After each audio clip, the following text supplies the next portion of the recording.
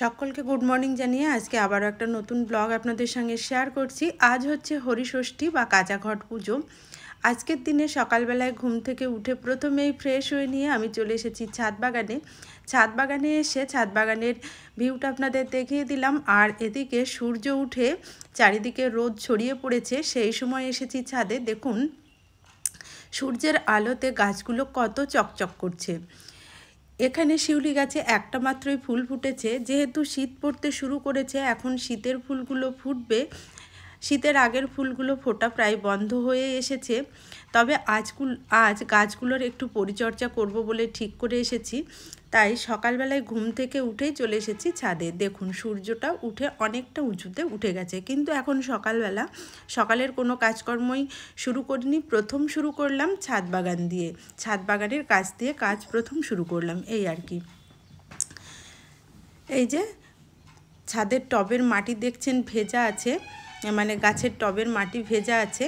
আর একটা স্থলপদ্ম কত সুন্দর ফুটেছে। আজকে স্থলপদ্ম তুলে ঠাকুরের পুজোতে দেব।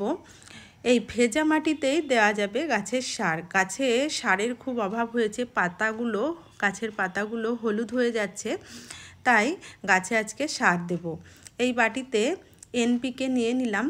তারপর প্রত্যেকটা গাছের গোড়ায় প্রয়োজন মতো সার দিতে হবে, অল্প অল্প করে দিতে হবে। গাছে যেমন পাতা সেই অনুযায়ী সারের পরিমাণ আপনাকে নির্বাচন করে নিতে হবে। যদি বেশি সার দেওয়া হয়ে যায় গাছ কিন্তু নষ্ট হয়ে যাবে। আর শুকনো মাটিতে, মানে টবের মাটি যখন শুকনো থাকবে, সেই শুকনো মাটিতে কিন্তু সার দেওয়া উচিত নয়। আগের দিন টবের মাটি খুব ভালো করে ভিজিয়ে দিতে হবে। তার পরের দিন বা তার 1-1.5 ঘন্টা পরে আপনি সারটা দিতে পারবেন। আমি আগের দিন সন্ধ্যাবেলার আগেই আর কি টবের গাছে জল দিয়েছিলাম। সে ভিডিও আর আপনাদের সঙ্গে শেয়ার করা সম্ভব হয়নি। মানে আজকে সার দেব বলে গতকাল খুব ভালো করে প্রত্যেকটা টবে জল দিয়ে দিয়েছিলাম।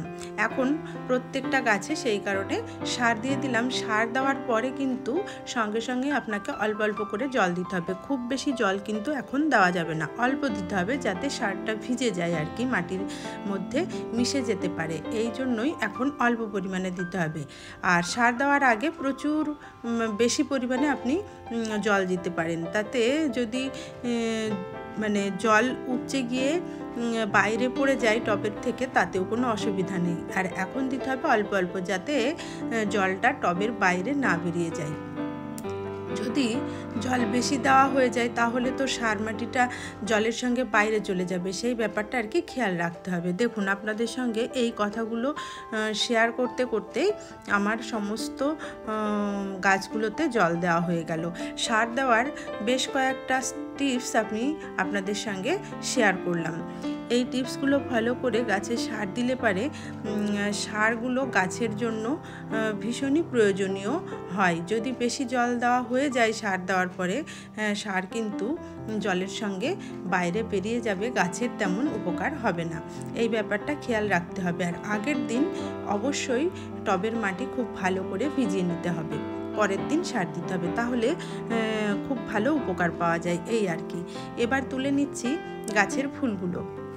পুজো হবে, খুব বেশি ফুল ফোটেনি, স্থলপদ্মটা নিলাম, আর একটা নয়নতারা ফুটেছিল, একটা শিউলি ফুটেছিল, সেগুলো নিয়ে এসে ঠাকুরের সিংহাসনে রেখে দিলাম। আর দেখুন গতকাল বৃহস্পতিবারের পুজো করেছিলাম, ঘটে কলা দিয়েছিলাম, ইঁদুরে এসে কলাটা নিয়ে গেছে। ঘটের আমের শখা, বেলপাতা, পানপাতা সব ফেলে দিয়েছে। এখন আর সেগুলো পরিষ্কার করা যাবে না, স্নান সেরে যখন পুজো করতে আসবো তখন পরিষ্কার করে নেব। আর ওই বালতিতে ঠাকুরের পুজো করা ফুল এবং ফলের খোসা ছিল, সেগুলো ঢেকে রেখেছিলাম, কারণ ইঁদুরের টেনে সারা ঘর ছিটিয়ে একাকার করবে।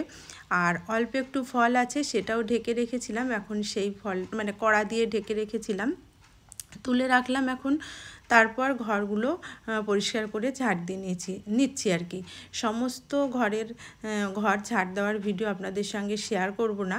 ঠাকুর ঘরটা ঝাড় দিয়ে নিচ্ছি। ঠাকুর ঘরের খাটের তলাটা, ঠাকুর ঘরে তো আমার একটা খাট পাতা আছে, খাটের তলাটাও খুব ভালো করে ঝাড় দিয়ে নিলাম। তারপর সমস্ত ঘরই ঝাড় দিয়েছি। আর ঘরগুলো এবার মুছে নেব। আজকে মপ দিয়ে মুছবো, কাজের একটু তাড়াহুড়ো আছে, কারণ আজ কাঁচা ঘট পুজো। উপোস করে আছি সকাল থেকে। উপোস করার পর যাব পুরোহিত বাড়িতে, মানে বামুন বাড়িতে। সেখানে চেষ্টা করব যখন কাঁচা ঘটের পুজোটা হবে অঞ্জলি দিতে। সেই কারণেই একটু তাড়াহুড়ো আছে, তাই মপ দিয়েই সমস্ত ঘরগুলো মুছে নেব। ঠাকুর ঘর মুছেছি এবং বাকি ঘরগুলো মুছে নিয়েছি। এখন চলে এসেছি বাসনগুলো ধুয়ে নিতে। আজকে খুব বেশি বাসন নেই, অল্পই বাসন আছে। আগের দিন অনেকগুলো বাসন ধুয়ে রেখেছিলাম। যাই হোক, অল্প বাসন মুখে বলা হয় ঠিকই, কিন্তু যখন খাবার বাড়া বা রান্নার কাজে ব্যবহার করা হয় বাসন কিন্তু অল্প দিয়ে কাজ চালানো যায় না, অনেক বাসনই হয়ে যায়। আর টুকিটাকি বিভিন্ন খাবার খাওয়া হয়, সেই টুকিটাকি বাসনগুলোও সবসময় যে ধুয়ে নেওয়া হয় এমনটা নয়, রয়ে যায়, সেগুলো ধুয়ে নিচ্ছি এখন। আর তাওয়া ছিল, কাল রাত্রিবেলায় রুটি করেছিলাম, আর 2-1টা থালা ছিল, এগুলোই ধুয়ে নিয়ে তারপর রান্না বসিয়ে দেব। দেখুন, আপনাদের সঙ্গে এই কথাগুলো শেয়ার করতে করতেই আমার সমস্ত বাসন ধোয়া হয়ে গেল। রান্নাঘরটাও সুন্দর করে পরিষ্কার করে নিয়েছি। আজকে যখন ঘুম থেকে উঠেছিলাম সেই তখন থেকে কারেন্ট ছিল না, এখনও কারেন্ট নেই। এই অবস্থাতেই ভিডিও আপনাদের সঙ্গে শেয়ার করছি। যাই হোক, এখন চলে এসেছি রান্নাঘরে।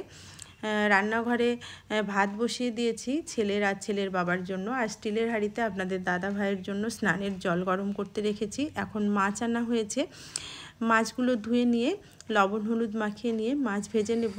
মাছ দিয়ে আলু দিয়ে ঝোল করব, এটাই ইচ্ছে আছে। আর বেগুন ভাজবো। যাই হোক, আলু কেটে নেওয়া হয়ে গেছে আর পেঁয়াজ রসুন ছাড়িয়ে নিয়েছি। আজকে মনে হচ্ছে শিলেই মশলা বেটে রান্না করতে হবে, এখনও কারেন্ট আসেনি। তবে যখনই মশলা বাটার জন্য রেডি হচ্ছিলাম শিলে, দেখুন শিল ধুয়ে নিয়েছিলাম, সেই মুহূর্তে কারেন্ট এসে যায়, যার কারণে মিক্সিতেই মশলাটা বেটে নিয়েছিলাম। এখন আলুটা মশলা দিয়ে কষিয়ে নেওয়া হয়ে গেছে, জল ঢেলে দেব প্রয়োজন মতো। তারপর মাছগুলো দিয়ে 5-6 মিনিট ফুটিয়ে নিলেই মাছ এবং আলু দিয়ে ঝোল রান্না কমপ্লিট হয়ে যাবে। আর ওদিকে দেখুন, ওই যে বেগুনগুলো কিন্তু আমি ভেজে রেখে দিয়েছি। আমার ছেলে বেগুন ভাজা খেতে ভালোবাসে, আর মেয়ে তো নেই, মেয়ে আছে কলকাতায় পড়াশোনার জন্য। যাই হোক, রান্নাবান্না আমার আজকের বেশি কিছু হচ্ছে না, এইটুকুই রান্না হচ্ছে। কারণ দুপুরে আজ যেহেতু হরিষষ্ঠী বা কাঁচাঘাট পুজো আছে, আতপ চালের ভাত করতে হবে, সেটাই আমি খাবো উপোস ভেঙে, কিন্তু ছেলেও বলেছে সে খাবে। এরপর রান্নাবান্না কমপ্লিট করে রান্নাঘর পরিষ্কার পরিচ্ছন্ন করে রান্নার যে বাসনগুলো ছিল সেগুলো মেজে নিয়ে স্নান সেরে চলে যাব পুজোটা করে নিতে। এই যে দেখুন, রান্নাঘর পরিষ্কার করব বলে কড়াই সমস্ত কিছু বেসিনের কাছে গুছিয়ে নিয়েছি। সমস্ত কাজ কমপ্লিট করে এখন স্নান সেরে চলে এসেছি পুজোটা সেরে নিতে। আজকে ঠাকুরের কাছে একটা স্থলপদ্ম ফুল ফুটেছে, সেটা দিয়েই পুজো করব। আজকে স্থলপদ্মটা গুরুদেবের শ্রীচরণে অর্পণ করছি। প্রতিদিন তো একসঙ্গে অনেকগুলো স্থলপদ্ম ফোটে না, একটা একটা ফুটলে এক একদিন এক একজন ঠাকুরকে দিয়ে থাকি। আজকে গুরুদেবের শ্রীচরণে অর্পণ করব স্থলপদ্ম। আমার পুজো পাঠ কমপ্লিট হয়ে গেল, এখন আরতিটা সেরে নিচ্ছি। আর আমি যে মন্ত্রটা বলে গুরুদেবের প্রণাম করি, সেই মন্ত্রটা আজ আপনাদের সঙ্গে শেয়ার করছি। अखण्डलमण्डलकारं व्याप्तं जेन चराचरं तत्पदं दर्शितं जेन तस्मै श्रीगुरुवे नमः। अज्ञानतिमिरन्धस्य ज्ञानाञ्जनशलाकया चक्षुरुन्मीलितं जेन तस्मै श्रीगुरुवे नमः। गुरु ब्रह्मा गुरु विष्णु गुरुदेव महेश्वर गुरुदेव परं ब्रह्म जेन तस्मै श्रीगुरुवे नमः। ध्यानमूलं गुरुमूर्तिपूजामूलं गुरुपादं मन्त्रमूलं गुरुवाक्यं मोक्षमूलं गुरुकृपा। ओं गुरुकृपा हि केवलम् ओं गंगा शिवराम नारायण राम।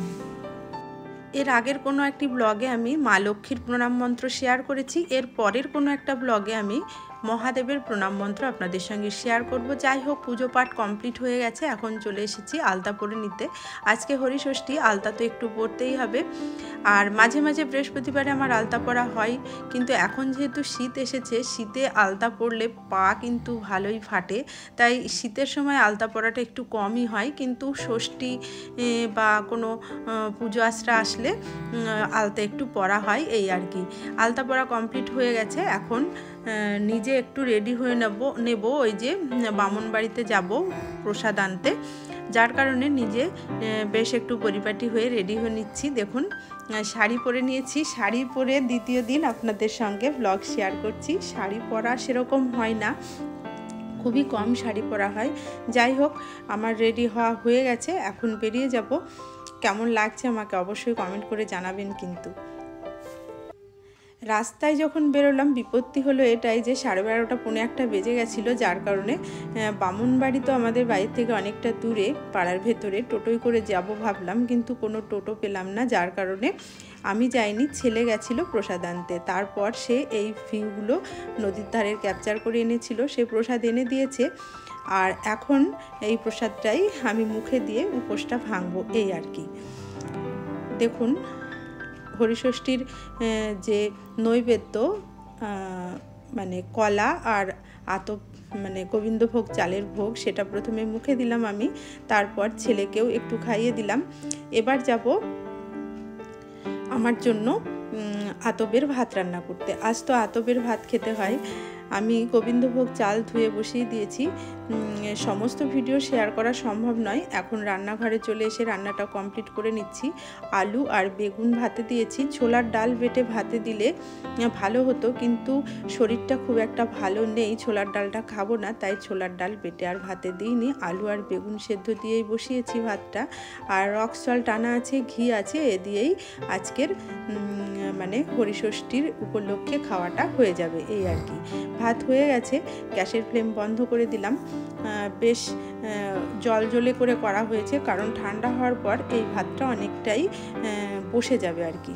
দেখুন, ছেলের আর আমার জন্য খাবারটা বেড়ে নিয়েছি, তারপর খাওয়াটা সেরে নেব। আজকের এই হরিষষ্ঠী উপলক্ষে যে ব্লগটা শেয়ার করলাম কেমন হলো অবশ্যই কমেন্ট করে জানাবেন। ভালো লাগলে মাই কোজি লাইফস্টাইল চ্যানেলটি সাবস্ক্রাইব করে আমাকে সাপোর্ট করার অনুরোধ জানালাম।